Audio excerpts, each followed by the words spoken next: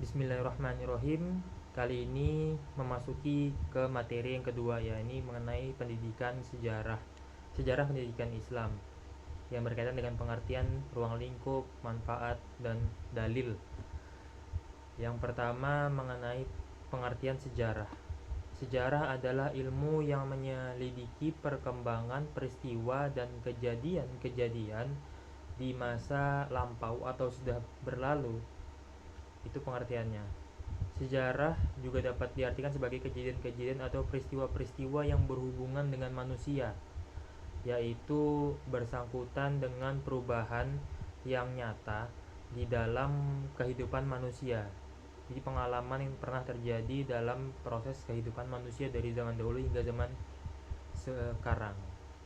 Selanjutnya pengertian pendidikan Islam. Pendidikan Islam sendiri merupakan bimbingan yang dilakukan oleh seorang dewasa kepada anak didik atau murid dalam masa pertumbuhan agar ia memiliki kepribadian muslim, karakter mulia dan juga akhlak yang mulia. Sedangkan yang dimaksud dengan ilmu ialah suatu kumpulan pengetahuan yang tersusun secara sistematis dan mempunyai metode-metode atau kaidah tertentu yang bersifat ilmiah. Selanjutnya, pengertian dari sejarah pendidikan Islam. Jadi yang pertama sejarah, yang kedua pendidikan dan juga ilmu, yang ketiga secara keseluruhan.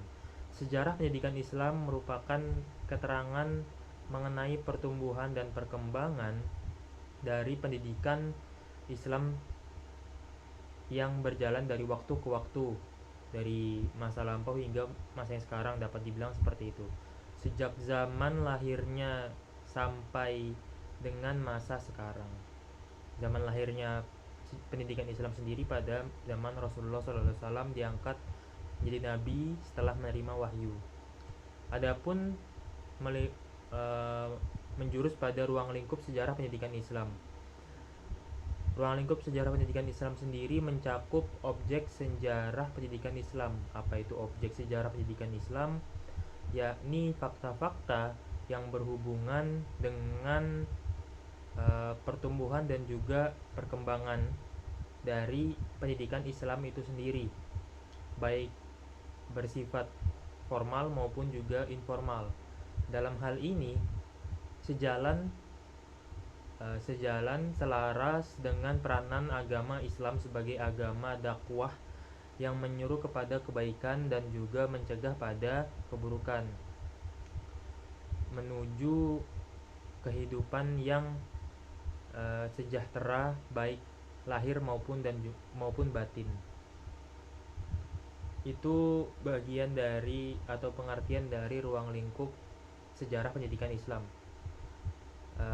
Lanjut adalah manfaat dalam mempelajari sejarah pendidikan Islam. Segala suatu ilmu pasti ada manfaatnya. Oleh karena itu, manfaat yang dapat kita ambil dari sejarah pendidikan Islam sendiri, khususnya di Indonesia, adalah pembelajaran dan suatu sarana memberikan arah untuk menuju kepada jalan yang lebih baik, atau memberikan inspirasi kepada kita atau diri kita sebagai murid untuk menyusun rencana-rencana ke depan dengan belajar dari masa lalu. Untuk apa kita belajar dari masa lalu? Agar tidak melakukan kesalahan-kesalahan yang pernah terjadi pada masa lampau atau kesalahan-kesalahan serupa yang pernah dialami oleh generasi sebelum kita. Seperti itu manfaat dari mempelajari sejarah pendidikan Islam secara sederhana. Kemudian mengenai metode-metode yang dapat dilakukan untuk sejarah pendidikan Islam sendiri, terbagi menjadi beberapa fase. Fase yang pertama adalah metode lisan atau menggunakan mulut, omongan. Metode ini merupakan suatu pelacakan suatu objek sejarah dengan menggunakan interview, atau dengan kata lain wawancara. Kita mencari narasumber, kita berbicara dengan orang yang mengetahui sejarah tersebut. Ini disebut dengan metode lisan. Metode yang selanjutnya adalah metode observasi atau mengamati. Dalam metode ini objek sejarah diamati secara langsung, seperti contohnya melihat bangunan-bangunan lama atau peninggalan-peninggalan sejarah dinasti, misalnya dinasti Turki Utsmani, dinasti Safawi dan lain sebagainya yang mengandung sejarah di baliknya dan juga ada pelajaran yang dapat diambil di sana. Dan metode yang terakhir adalah metode dokumenter, di mana metode ini kita merekam atau mengambil suatu momen dan berusaha mempelajari secara cermat dan mendalam segala catatan atau kilas balik yang tertulis di dalam dokumen tersebut. Jadi berkaitan dengan dokumen. Kita membuat sesuatu, lalu kita dalam istilahnya membuat suatu laporan, dan kita mempelajari laporan tersebut dari sumber sejarah. Selanjutnya, fase dalam metode selanjutnya adalah metode penulisan untuk memahami sejarah pendidikan Islam diperlukan dikarenakan suatu pendekatan atau metode yang bisa ditempuh untuk memadukan antara metode deskriptif, metode komparatif, dan juga metode yang terakhir adalah metode analisis sintesis. Metode deskriptif sendiri merupakan metode yang dilakukan untuk mendeskripsikan atau menjelaskan secara runtut sejarah tersebut, dan komparatif dapat kita ambil itu merupakan sebuah diambil dari kata dasar compare yang berarti dalam bahasa Inggris itu komparasi atau sebuah melihat perbedaan diantaranya ataupun kesamaan diantaranya. Itu metode komparatif. Dan terakhir adalah metode analisis sintesis, ya ini menganalisa dari segala metode yang kita lakukan, kita analisa dari sejarah, dari sumber yang kita dapatkan, kita analisa sehingga mendapatkan sebuah kesimpulan ataupun sebuah hipotesis yang menjelaskan sejarah tersebut. Dengan metode deskriptif cara ini maka apa yang tergantung dalam ajaran Islam ataupun sejarah Islam tersebut, sejarah pendidikan Islam lebih tepatnya, dapat dipahami.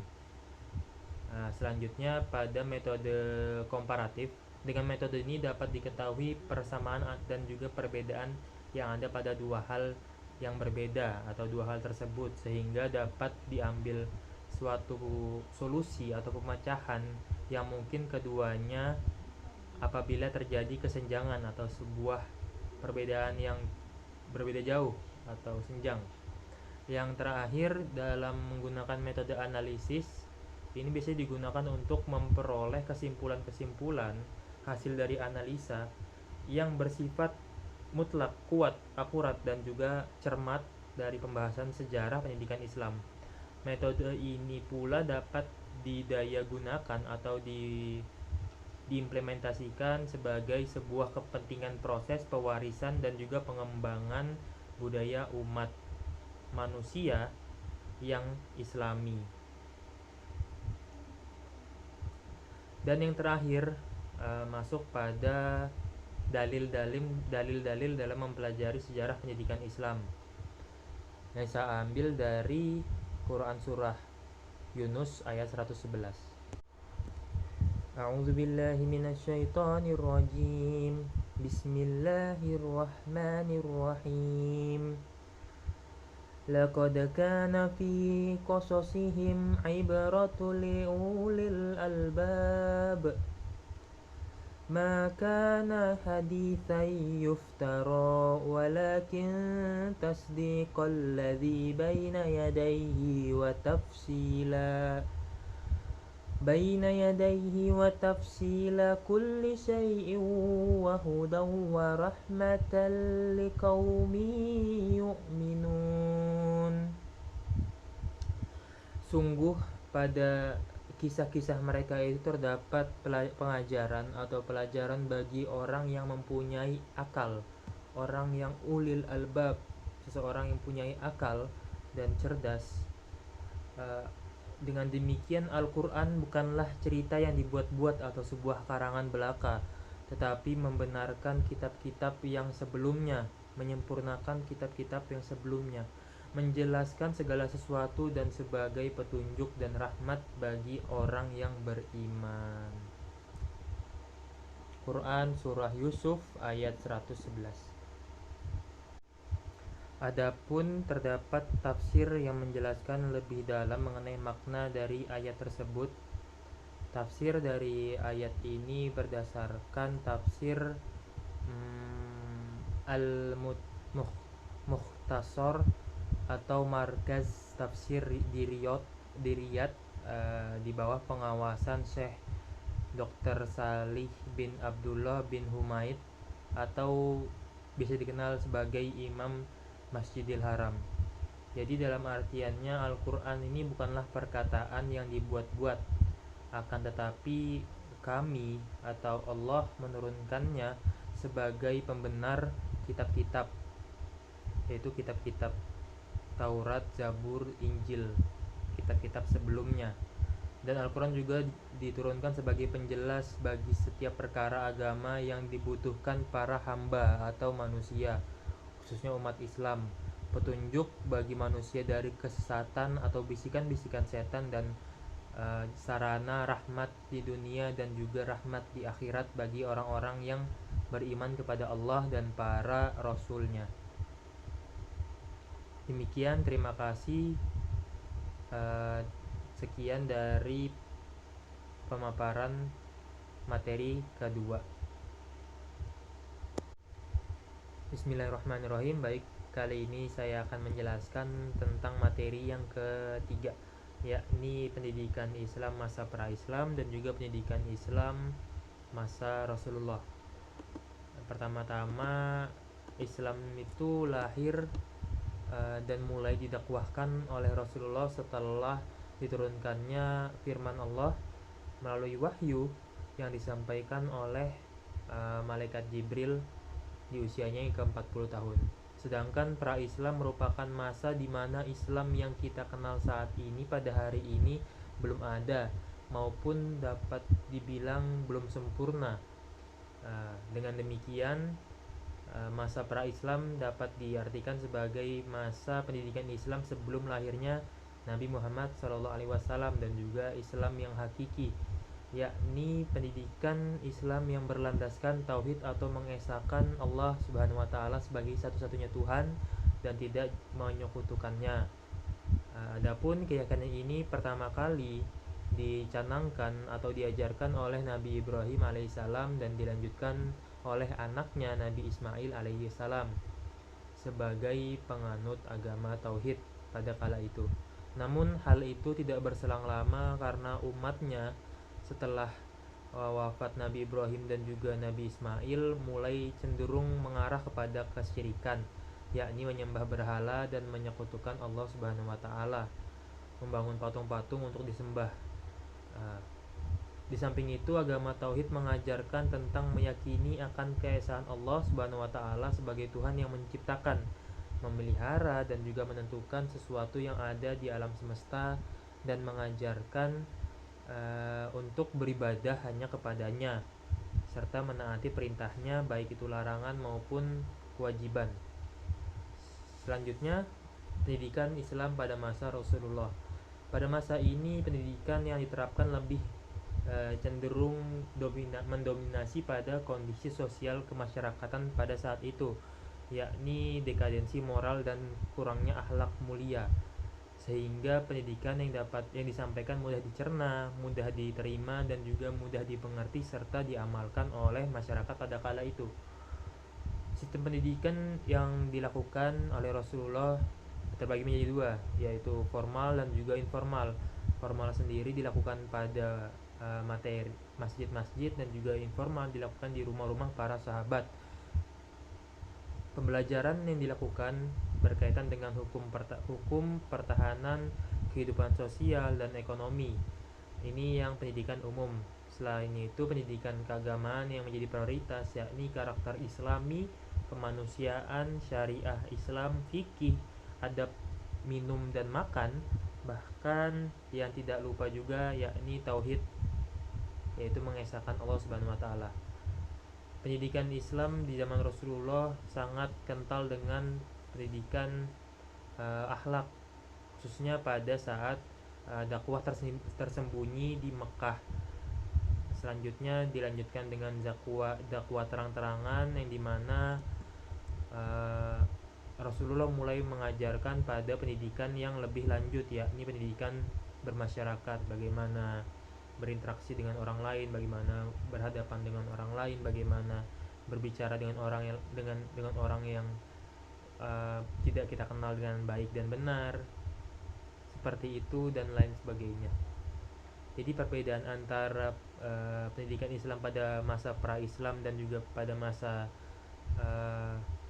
Rasulullah berdakwah, yakni pendidikan masa pra-Islam fokusnya itu pendidikan Islam yang mengesahkan Allah Subhanahu wa taala dan hanya beribadah kepadanya, menaati segala perintahnya dan menjauhi segala larangannya. Dilanjutkan pada masa Rasulullah, yakni tidak melupakan tauhid dan kawan-kawannya, tetapi menambahkan ilmu baru, yakni akhlak, terus sosial bermasyarakat, keimanan, beribadah yang sesuai anjuran agama seperti sholat, berpuasa, zakat, haji dan lain sebagainya. Tidak lupa juga ekonomi, hukum, pertahanan, dilanjutkan dengan ilmu-ilmu lainnya seperti membaca, menulis dan juga mengamalkan Al-Quran dan mengajarkan Al-Quran kepada generasi-generasi penerus dan juga kepada para mu'alaf pada masa itu.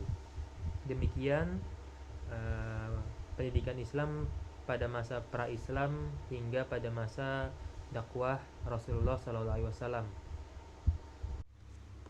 Bismillahirrahmanirrahim. Assalamualaikum warahmatullahi wabarakatuh. Pada kali ini saya akan menjelaskan materi selanjutnya, yakni materi keempat yang berkaitan dengan kodifikasi Al-Quran dan juga penyebaran wilayah Islam di luar Jazirah Arab. Langsung saja pada judul yang pertama, yakni kodifikasi Al-Quran. Kodifikasi Al-Quran dilakukan pertama kali pada masa Khalifah Utsman bin Affan, yang dimana pada kala itu terjadi sebuah kekuasaan yang begitu luas. Islam berhasil menduduki banyak wilayah yang memiliki beragam budaya dan cara membaca Al-Quran yang berbeda-beda. Dengan demikian, atas perbedaan tersebut, Khalifah Utsman berinisiatif untuk membentuk sebuah tim dalam menyusun dan juga mengumpulkan Al-Quran yang tersebar di mana-mana, baik di pelepah kurma, di batu, di tempat lain sebagainya, yang tidak tersusun secara terstruktur dengan baik dan benar. Dari sebuah inisiatif ini menghasilkan 5 mushaf yang berhasil dikirim ke beberapa wilayah. 4 diantaranya dikirim ke Mekah, Basrah, Syria dan juga Kufah, sedangkan yang terakhir dikirim ke Madinah. Dengan pembuatan mushaf ini menjadikan hilangnya dan juga mempersatukan umat Islam dalam membaca Al-Quran secara bersama-sama. Tidak ada perbedaan di antara umat Islam. Baik, menuju ke materi yang selanjutnya, yakni dakwah Islam atau perluasan wilayah Islam keluar Jazirah Arab, yang dimana terbagi menjadi 2 gelombang. Gelombang yang pertama dilakukan pada masa Khulafaur Rasyidin. Dakwah keluar Jazirah Arab merupakan usaha ekspansi yang dilakukan oleh khalifah pengganti Nabi Muhammad SAW, yaitu Abu Bakar As-Siddiq. Abu Bakar sendiri mulai mengirimkan kekuatan militer ke berbagai negeri di luar Jazirah Arab. Beliau mengirim Khalid bin Walid ke Irak untuk menduduki wilayah Al-Hirah yang pada waktu itu berada di bawah kekuasaan Imperium Persia. Kemudian menuju ke Palestina. Abu Bakar mengirimkan bala tentara Islam di bawah pimpinan sahabat Amr bin As.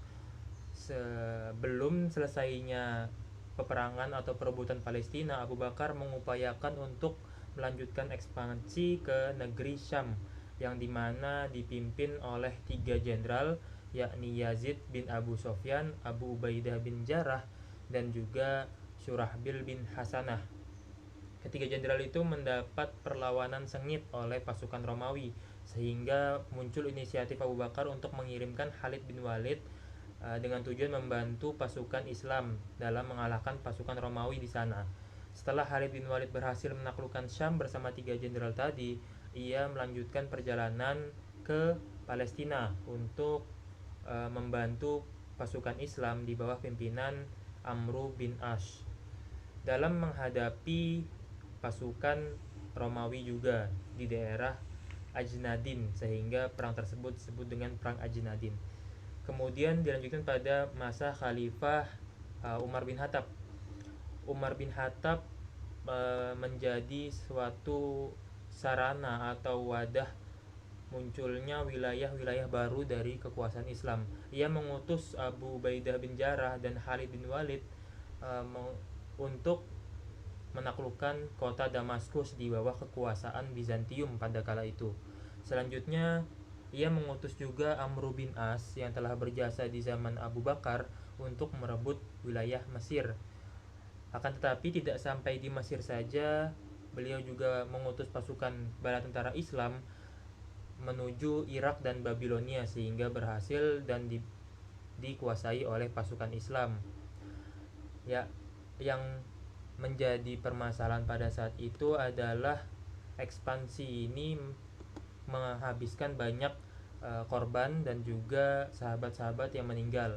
Umar bin Khattab menjadikan Islam sebuah imperium yang tidak hanya menguasai Jazirah Arab, tetapi juga Palestina, Suriah, Irak, Persia, dan Mesir. Dilanjutkan oleh Khalifah Utsman bin Affan yang dimana menjabat sebagai khalifah ketiga di zaman itu. Beliau meneruskan kebijakan ekspansi atau penaklukan wilayah kekuasaan di luar Jazirah Arab. Pada era Utsman, yaitu tepatnya pada tahun 23 Hijriah, kedua wilayah baru berhasil dikuasai dan dipimpin oleh Imperium Islam, yakni Armenia dan juga Azerbaijan di bawah kepemimpinan sahabat Al-Walid bin Uqbah pada kala itu. Selanjutnya di masa kepemimpinan Khalifah Ali bin Abi Thalib tidak terjadi banyak kemajuan dalam perluasan wilayah Islam dikarenakan panasnya suhu politik pada kala itu akibat kematian dari sahabat atau Khalifah Utsman bin Affan yang menjadi misteri, sehingga Khalifah Ali banyak menghadapi masalah-masalah internal negara dan juga masalah kekuasaan khalifah-khalifah yang baru.